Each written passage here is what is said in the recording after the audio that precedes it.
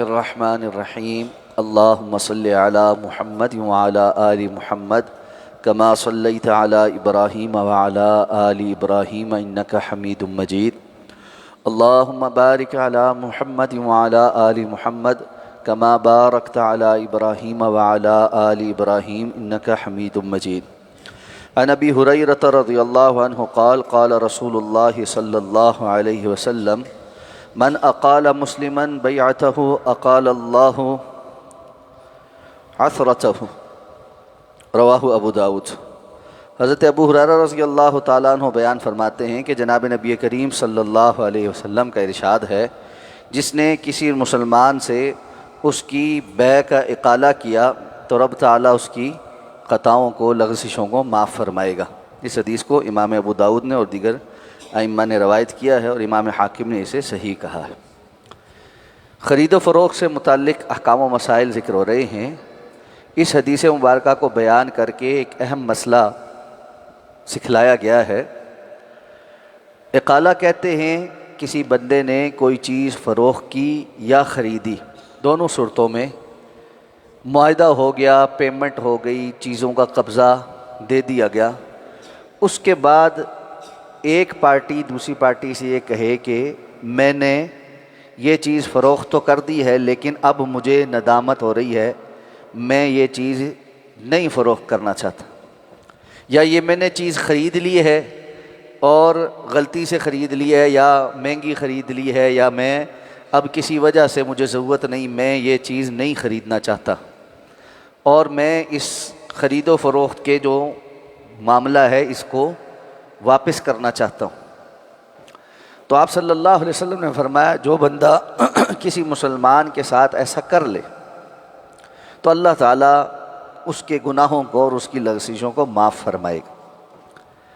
یہاں یہ بات سمجھائی گئی ہے کہ بسا اوقات لین دین میں ایسا ہو جاتا ہے کہ ایک پارٹی کسی چیز کی خرید و فروخت کر دیتی ہے اور اس کے بعد اس کو خیال آتا ہے کہ یہ نہیں کرنی چاہیے تھی یا مجھے اس کی ضرورت نہیں، تو ایسے میں وہ چاہتا ہے کہ اس کو واپس کر لے۔ یہاں اصولی بات پہلی تو یہ ہے کہ یہ مطالبہ کرنے والا مطالبہ کر رہا ہے، جو اس کے مقابل دوسری پارٹی ہے یہ اس کا اختیار ہے کہ وہ ایسا کرے یا نہ کرے، اس لیے کہ رسول اللہ صلی اللہ علیہ وسلم نے دوسری جگہ فرمایا کہ البیعان بالخیار ما لم یتفرقا، خرید و فروخت کرنے والے اختیار رکھتے ہیں جب تک کہ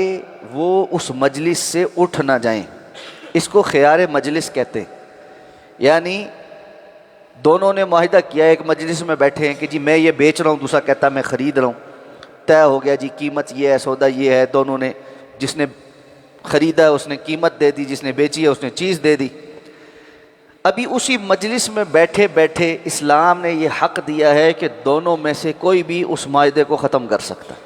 خواہ پیمنٹ ہو گئی، قبضہ ہو گیا، کچھ بھی ہو گیا۔ ایک پارٹی کہتی ہے جی کہ میں نے نہیں خریدا، تو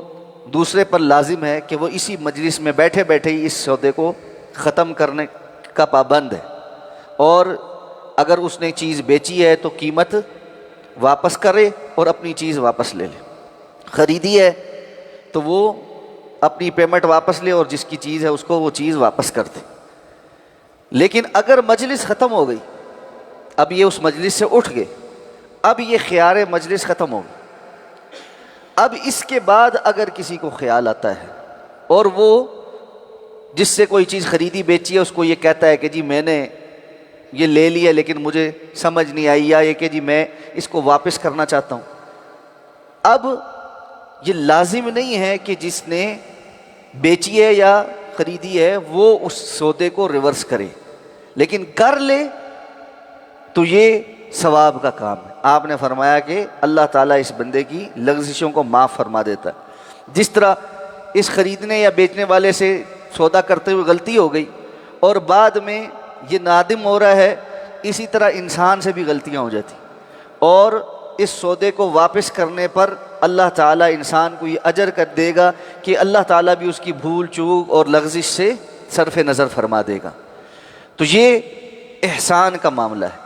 کہ اگر کوئی بندہ بعد میں آئے اور آ کر سودا واپس کرنا چاہے تو پھر اس سے سودا واپس لے لینا اور اس کو اس کی اصل قیمت واپس کر دینا۔